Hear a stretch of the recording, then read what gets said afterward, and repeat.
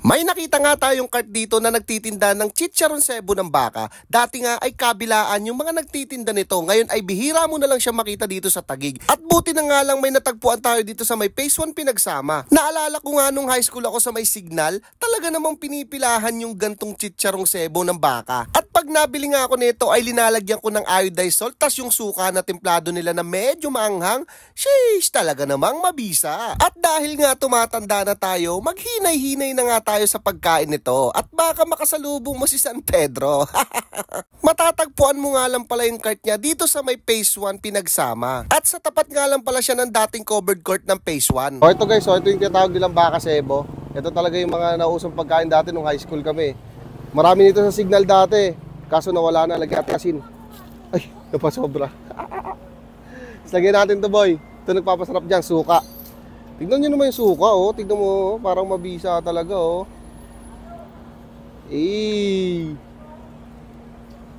Tikman natin guys, first bite.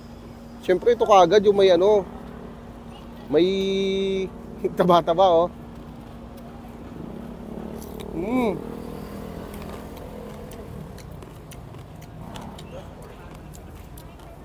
Grabe.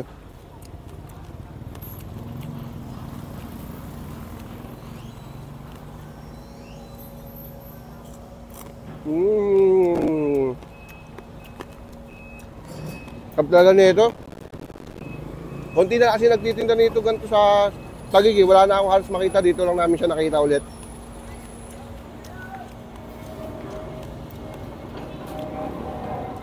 Dati nung high school ako, talagang inaabangan ko si kuya dito dati sa harap ng Signal eh. Meron nagtitinda nung dati doon eh. Oo. Crunchy. Sarap boy, sarap. Masarap kasi huwag kang sobra. San Pedro, no? Baka makita ka ni San Pedro. Inigit pa. Kapitukan lang, hanghang. Boy, sarap boy. Sarap boy. Para akong bumalik ng ano? Para akong bumalik ng elementary. Elementary ako, lagi binibili ito paro. Sarap. Namas ko lang. Solid. Sarap pa rin yan, hindi pa rin nagbabago.